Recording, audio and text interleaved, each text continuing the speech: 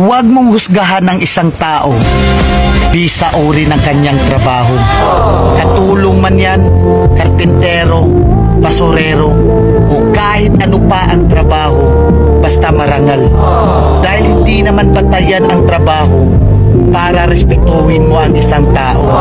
Dahil ang buhay, kailangan natin ng diskarte para umasenso.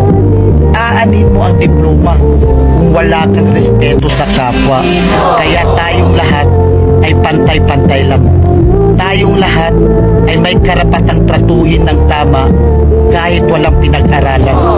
Tandaan natin, kahit ano pang kurso ang natapos mo, kahit ano pang diploma ang hawak mo, kahit mayaman o mahirap ka lang, lahat tayo kapag namatay, iisa lang ang titulong diplomang nakaukit sa lapida natin.